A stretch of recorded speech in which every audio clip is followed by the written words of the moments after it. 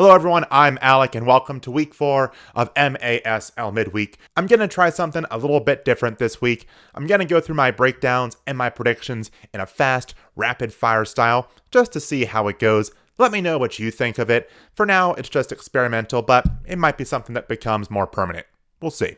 Going back to last week, we'll start off in Mesquite, where the Flash beat the Outlaws 3-2. If you just saw the score from this game, you would think that Mesquite had a really good game, but after watching as much of it as I could, I'm not so convinced. I thought that especially in the defensive end, they had some serious issues, but fortunately for them, their goalie Cortez had an amazing game. He might be a player to watch moving forward. Then on Wednesday night, Celeste Sonora beat the Dallas Sidekicks 13-5. I thought we saw Sonora's inexperience shine through, especially in the first half of this game. I saw a lot of ill-advised shots that were bad ideas and poorly executed. They still escaped with the win in this game, but moving forward, that might be a problem for them. Then on Thursday, the Florida Tropics beat the Orlando Seawolves 8-5.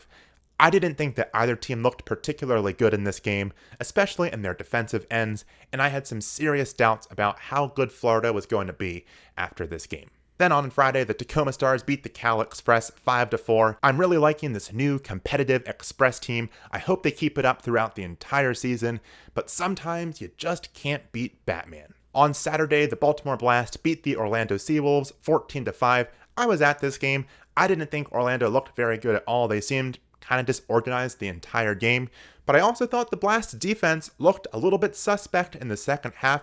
That might be something to keep an eye on. Then the Harrisburg Heat beat the Rochester Lancers 7-1. At least Rochester only lost by 6 goals in this game, but it's still going to be a long season for them. Then the Florida Tropics beat the Milwaukee Wave in Milwaukee by a final score of 5-4. Remember how after Thursday's game I had some doubts about the Tropics? Yeah, that's no longer the case. Moving on to Sunday, Utica City FC beat the Harrisburg Heat by a final score of 4-3.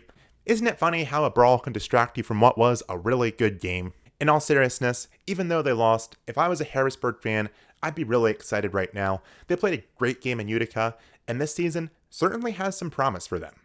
Then finally on Sunday, the Milwaukee Wave beat the St. Louis Ambush 6-1. The first game this season played between these two teams was actually pretty competitive, but the second half of this game brought us right back to old patterns. Alright, let's move on to those predictions. Starting on Friday, we have the Cal Express hosting Celeste Sonora. Both of these teams certainly have potential, but I do have more concerns for Sonora than I do for Cal. Plus the game is being played in Turlock, so I'm picking the Express. Then later on Friday, we have my game of the week, the Ontario Fury playing at the San Diego Sockers. Historically speaking, San Diego has had the edge between these two sides, but during the offseason, Ontario went out and signed some big-name players, such as Frank Tayu, so that might all change this year. This should be a great game between these two squads. I had a really tough time picking who was going to win, but ultimately, I chose the Fury, simply because San Diego has just seemed a little off to me this season. I can't quite put my finger on what it is, but they just don't seem as dominant as they did last season, and I think that will give the Fury the edge that they need to win this one.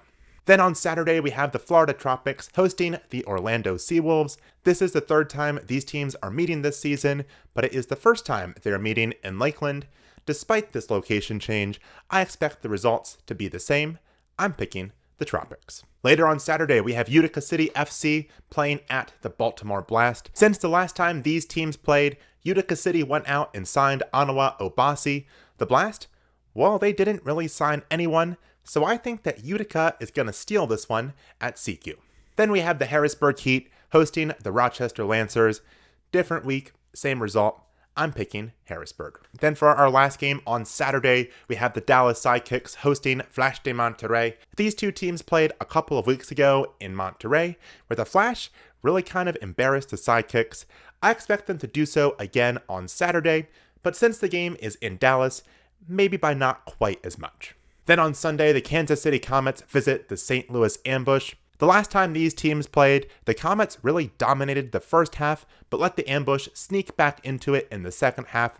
I'm not sure if the Comets will be so courteous this time around. I'm picking Kansas City. After that, we have Celeste Sonora visiting the San Diego Sockers. A couple of years ago, this would have been a great game, but considering how young Sonora is this year, I think San Diego will handle them pretty easily. I'm picking the Sockers. Then for our final game of the week, we have the Ontario Fury visiting the Tacoma Stars. I think the Fury are going to be one of the best teams in the league this season, but this is a tough travel weekend for any team. The Fury have to play in San Diego and then in Tacoma against a Stars team that looks better than I thought they were going to at the start of the season. So with that in mind, I'm going to pick the Stars to win this game, but that's not a confident pick at all. I wouldn't be surprised if the Fury pulled this one off. And that will do it for this edition of MASL Midweek. But let me know what you thought of the new rapid fire style. It wasn't quite as rapid as I thought that it was going to be, but we're just testing the waters for now. Also, make sure you come back next week to see all of my breakdowns of the Week 4 games, as well as my predictions of the Week 5 games. Like and subscribe to the channel, and I will see you next time.